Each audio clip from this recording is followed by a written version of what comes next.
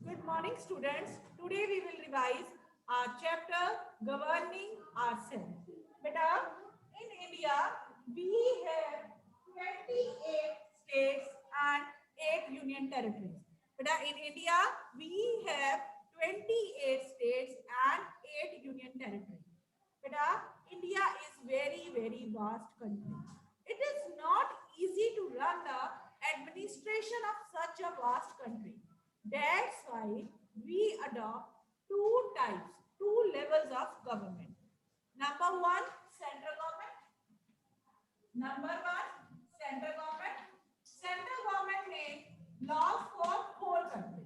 Central government make laws for whole country means for whole India. And the second is state government. State government make law for their own state. अपनी state के लिए कानून बनाती है. For example Punjab government make laws related to Punjab, Haryana government make laws for the Haryana only. बेटा in India we have two levels of government. Name them central government and state government. Beta, we adopt our constitution on 26 January 1950. We adopt our constitution on 26 January 1950. Beta, the constitution of India is very lengthy and each and everything is written in detail. For example, what are the powers of central government? What are the powers of state government?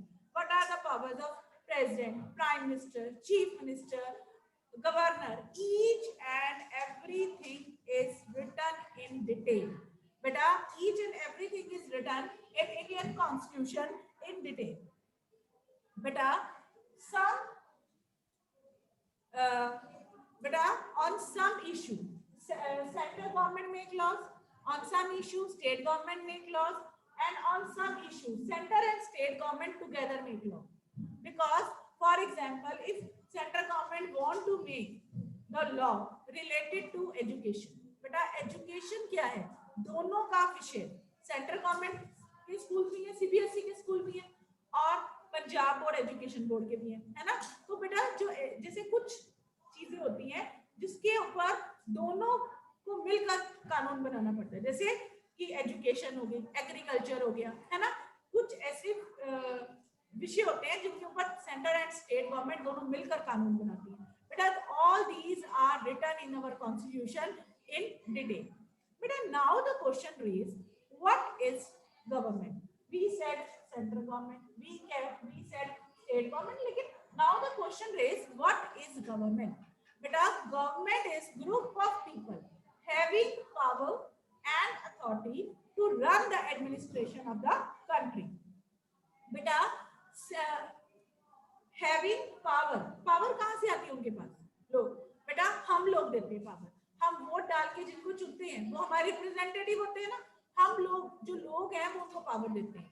So beta, a group of people having power to run the administration of the country is known as government. Beta, what now the question raised, what are the function of government? Government का काम क्या है? Government maintain law and order. बेटा क्या अगर government ना हो तो सब लोग एक दूसरे का सामान छीने, कुछ समझे ना, ठीक है ना. कानूनों का डर है अब हमें लगता है अगर हम ऐसा करेंगे तो हम पनिश होंगे. तो government maintain law and order, protect our freedom, protect our fundamental rights. And बेटा government also run government schools, government colleges, government hospitals. And बेटा government also do many welfare work for womens and for children. बहुत सारे काम करती है जो सरकारें बच्चों के, बुजुर्गों के और औरतों के लिए, ठीक है. और for poor section of the society also, जो weaker section of the society also, जो समाज में जो लोग हैं जिनकी आर्थिक हालत मतलब इकोनॉमिकली जो साउंड नहीं है, जिनके पास ज्यादा पैसा नहीं है, उनके लिए भी सरकार बहुत सारे प्रोग्राम्स को लॉन्च करती है. But now the question raise, who make laws for the country? Who make laws for the country? बेटा parliament make laws for the country.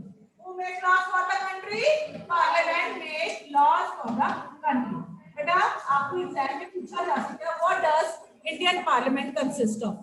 Parliament में क्या क्या होता है? यस बेटा, parliament consist of Lok Sabha, Rajya Sabha and president. Lok Sabha, Rajya Sabha and president.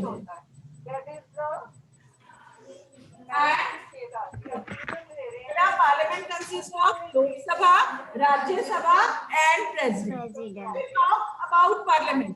अगर हम Parliament की बात करते हैं, it means we are talking about Lok Sabha, Rajya Sabha and President. Now we will do detailed study of. But first is Lok Sabha. Lok Sabha is lower house of the Parliament. It is called lower house of the Parliament because members of Lok Sabha are directly elected by the member of Lok Sabha are directly elected by the in India. Every citizen who attain the age of 18 get right to vote. But in India, every citizen who attain the age of 18 years get right to vote without any discrimination of gender. Gender mean लड़का है लड़की है, ठीक है. Cast, कौन सी cast का है इस बात को कोई मैटर नहीं करता. कलर, काला है गोरा है, कोई मैटर नहीं करता, ठीक है. Every person attain the right of vote at the age of 18 years. अब आप कहोगे इसमें क्या खास बात है? इसमें खास बात ये है, before independence earlier all the people don't have right to vote. सभी लोगों के पास वोट का अधिकार नहीं होता था. Women don't have right to vote. Womens के पास वोटों का अधिकार नहीं होता था, औरतों को वोट का अधिकार नहीं होता था. And only rich and educated people have right to vote. क्या होता था?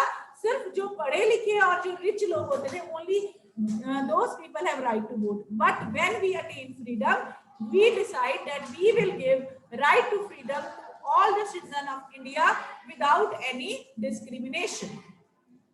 Clear beta? यहाँ तक clear है beta? Yes beta. Now beta, any citizen of India, ठीक है, who are of 25 years or above can contest the election of Lok Sabha. बेटा कोई भी आदमी जिसकी उम्र 25 साल या 25 साल से ऊपर है कैन कॉन्टेस्ट इलेक्शन ऑफ लोक सभा. लोक सभा का इलेक्शन वो लड़ सकता है अगर उसकी उम्र 25 साल या 25 साल से ऊपर है. बेटा the maximum member of Lok Sabha can be 552. लोक सभा के मैक्सिमम मेंबर कितने हो सकते हैं? 552 according to our constitution. But at present we have only 545 members. Because and out of 545, 2 members are nominated by President of India. 2 members election नहीं लड़ते हैं. 2 members को राष्ट्रपति अपनी मर्जी से क्या कहते हैं लोकसभा का मेंबर बनाता है, जो एंग्लो इंडियन कम्युनिटी के, बिकॉज उस कम्युनिटी के लोग इंडिया में कम रह गए. एंड बेटा 543 मेंबर कॉन्टेस्ट इलेक्शन और 543 जो सीट्स हैं एंड ऑन 543 सीट्स के लिए क्या होते हैं? इलेक्शन करवाए जाते हैं. ठीक है बेटा, क्या होता है इन elections? The whole India is divided into 543 parts. Whole India is divided into 543 parts, and the candidate who gets the maximum vote is declared winner. बेटा पूरे इंडिया को 543 पार्ट्स में डिवाइड कर दिया. हर पार्ट में से डिफरेंट पॉलिटिकल पार्टी के जो लोग हैं वो इलेक्शन लड़ने के लिए खड़े होते हैं, लेकिन हर सीट से केवल एक पर्सन को विनर घोषित किया जाता है जिसको मैक्सिमम वोट्स मिलती है. बेटा इन दिस वे 543 जो रिप्रेजेंटेटिव है वो चुने जाते हैं for the time period of 5 years. बेटा members of Lok Sabha are elected for the time period of 5 years. And बेटा और ये 543 मेंबर्स अपने में से एक स्पीकर को इलेक्ट करते हैं। बेटा these members elect one speaker from themselves, अपने में से एक स्पीकर चुनते हैं। And speaker preside the meeting of Lok Sabha, and speaker preside the meeting of Lok Sabha, मतलब मीटिंग कैसे करवानी है, किसको कितना टाइम देना है, each and everything is decided by yes each and speaker, because speaker preside the meeting of Lok Sabha. बेटा move on Rajya Sabha. बेटा Rajya Sabha is upper house of the parliament. Rajya Sabha is upper house of the parliament. बेटा Rajya Sabha is called upper house of the parliament because member of Rajya Sabha are not directly elected by the people. They are elected by the elected member of state legislative assembly of all the state. बेटा in simple language, जब chief minister के election होते हैं, आपके mummy papa vote डालने जाते हैं, बेटा हमने चीफ मिनिस्टर के इलेक्शन होने के टाइम जो मेंबर चुने, ठीक है ना, ऐसे ही पूरी कंट्री में लोगों ने चीफ मिनिस्टर के इलेक्शन के टाइम में जो मेंबर चुने हैं, वो चुने हुए मेंबर, वो भी तो लोगों ने चुने ना मेंबर, वो लोगों के चुने हुए मेंबर आगे क्या चुनते हैं, member of Rajya Sabha. And beta the major difference between Lok Sabha and Rajya Sabha is that member of Rajya Sabha are elected for the time period of 6 years, whereas member of Lok Sabha are elected for 5 years.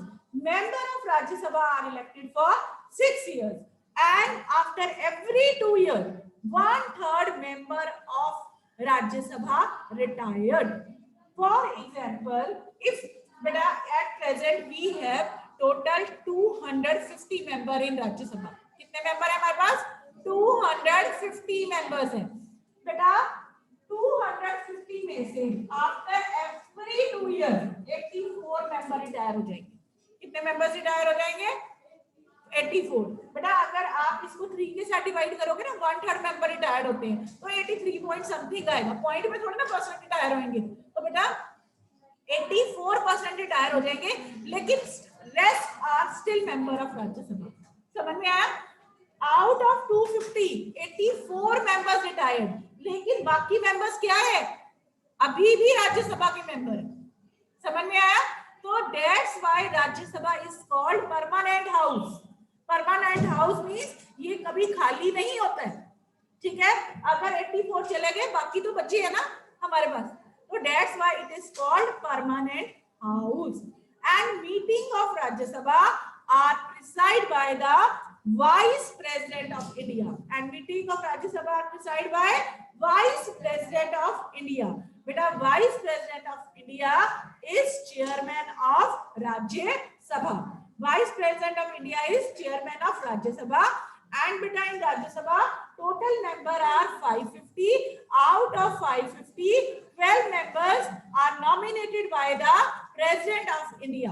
Beta and 238 members are elected by the elected representative of State Legislative Assembly. Beta 250 में से 12 members जो राष्ट्रपति है अपनी मर्जी से nominate करता है. Those who did excellent work in the field of, जिन्होंने बहुत एक्सीलेंट काम किया था in the field of science, art, literature, cinema, किसी भी तरीके से स्पोर्ट्स, देश का नाम रोशन किया होता है. And 238 members are elected by the elected member of state legislative assembly. And बेटा member of Lok Sabha and member of Rajya Sabha together are called MP. The full form of MP is member of parliament. समझ में आया बेटा? Member of Lok Sabha and member of Rajya Sabha are called MP, member of parliament. अगर आप कभी कोई गाड़ी हाईवे पे जाते हुए उसके ऊपर बोर्ड लगे हुए देखो MP, it means that person is member of Lok Sabha and Rajya Sabha. And कई बार आपने गाड़ी, व्हाइट कलर की गाड़ी के पीछे लिखा देखा होगा एमएलए. एमएलए की फुल फॉर्म क्या होती है, member of legislative assembly. It means that person is member of any state legislative assembly. Clear बेटा यहाँ तक? Any doubt? Namya, any doubt बच्चे? Yes, Radha, we want to ask something? No. But now we move on third organ. That is president. President is very, very, very important. But because president is head of the nation. All the administration of country run on the name of president. बेटा भारत की जितनी भी काम है वो किसके नाम पर होते हैं? प्रेसिडेंट ऑफ इंडिया के नाम पर होते हैं.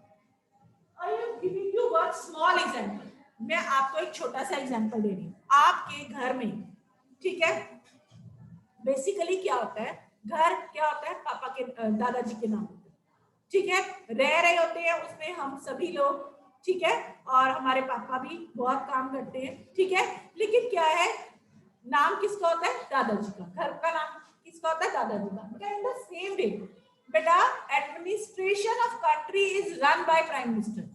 जो देश की जो ज्यादा काम है वो प्राइम मिनिस्टर करता है. But in constitution all the powers are given in the hand of president. किसके हाथों में दी गई है? सारी शक्तियां हमारे कॉन्स्टिट्यूशन में प्रेसिडेंट के नाम पर दी गई. ठीक है. सो बेटा president is the first citizen of India. बेटा he is commander in chief of Indian army. बेटा the member of Lok Sabha, Rajya Sabha and member of all the state legislative assembly together form electoral college. Member of Lok Sabha, member of Rajya Sabha, member of all the state legislative assembly together elect president, and they together call electoral college and they elect the president. And president of India is appointed for how many years? 5 years.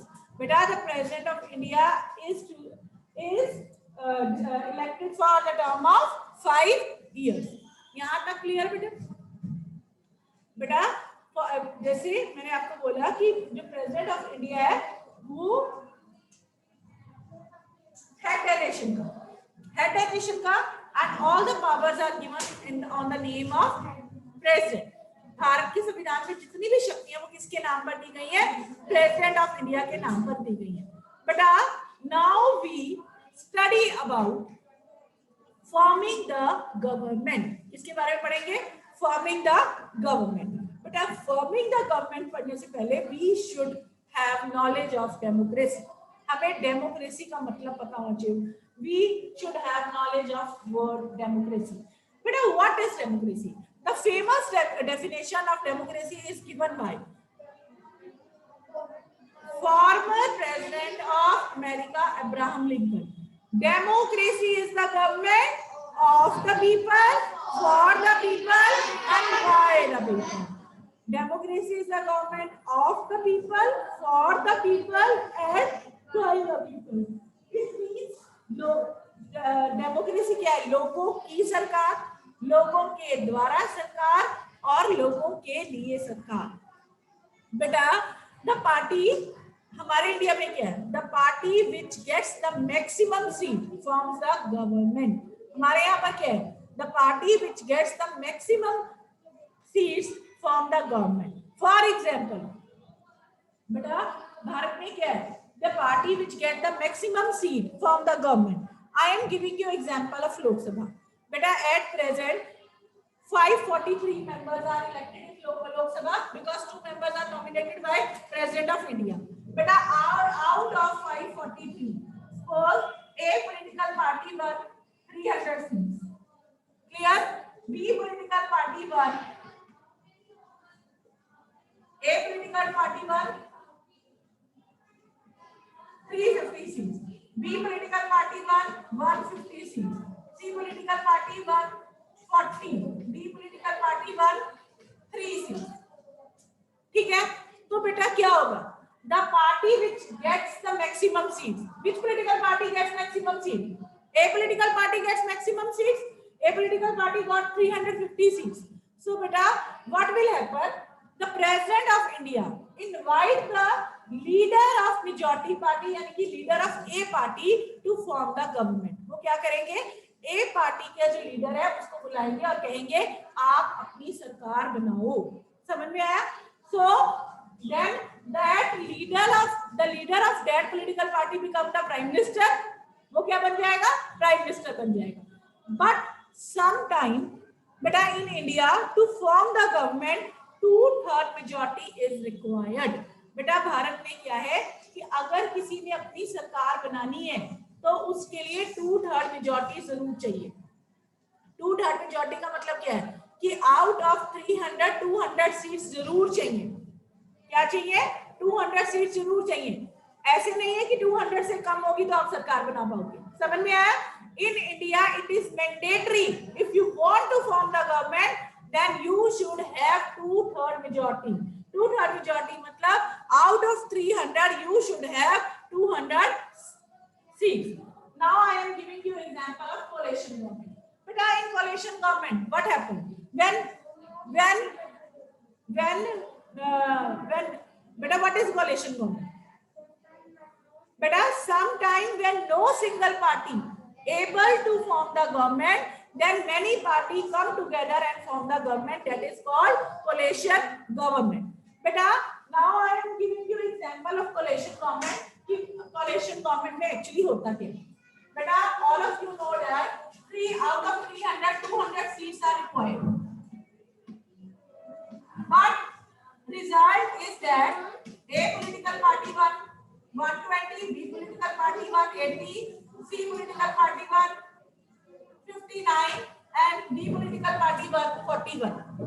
Now the situation is this. अब क्या है situation ये? Out of 300 200 seat चाहिए, लेकिन क्या है? A political party, the major political party है, that got only 120 seats. Then what will happen?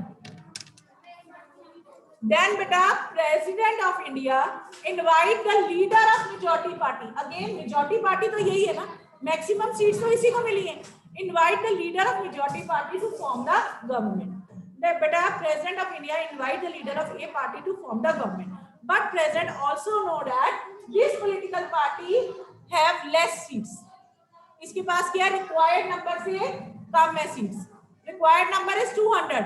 But this political party have only 120 seats. Then what will President of India do?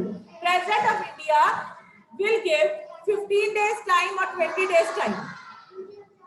President of India give 15 days time or 20 days time to A party to prove his majority. वो क्या बोलेंगे?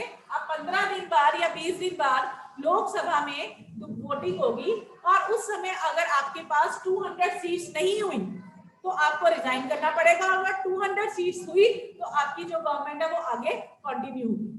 अब क्या करेगा? A political party, the leader of A political party got 20 days time. Suppose then this A political party tried to convince the B political party कि we together form the government. हम दोनों मिलकर सरकार बनाते हैं, ठीक है? या फिर अगर बी पॉलिटिकल पार्टी मना कर देती है, then what can be? Then A political party contact to C or D. If C and D agree, will agree, then जो A सरकार की गवर्नमेंट है वो 20 डेज बाद कंटिन्यू हो जाएगी, बिकॉज इन दोनों का नंबर मिला के ज्यादा हो जाएगा उसके पास 200 से। और अगर सपोज करो ऐसा सिचुएशन आती है कि ना बी पॉलिटिकल पार्टी मानती है, ना सी पॉलिटिकल पार्टी मानती है, ना डी पॉलिटिकल पार्टी मानती है, then what will happen? Again country has to face again election. Bharat में दोबारा से इलेक्शन होंगे और अब ये भी हो सकता है, इट मे बी पॉसिबल कि ए और बी मिलकर गवर्नमेंट बनाए। अगर ए और बी मिलकर गवर्नमेंट बनाते हैं then that government is called coalition government, because single political party ने गवर्नमेंट नहीं बनाई है, दो ने मिलकर बनाई है।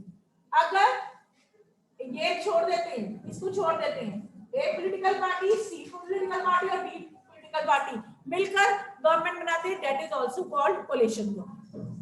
बेटा कोई भी गवर्नमेंट जिसमें एक पॉलिटिकल पार्टी से ज्यादा पॉलिटिकल पार्टी होती है, that is known as coalition government. Yes Raghav.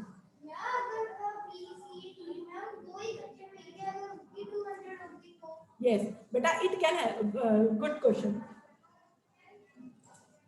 Raghav is asking, ma'am, if B, C और D इकट्ठे हो जाते हैं, ठीक है, तो इनके पास भी 200 से ज्यादा हो जाएंगे, ठीक है ना? ए को अलग छोड़ देते हैं, then what will happen?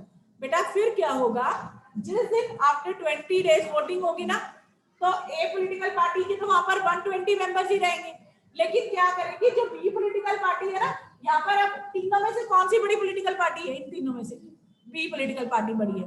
B political party है ना, बी पॉलिटिकल पार्टी का जो लीडर होगा वो प्रेसिडेंट ऑफ इंडिया के पास जाएगा और कहेगा कि अब हम सरकार बनाना चाहते हैं।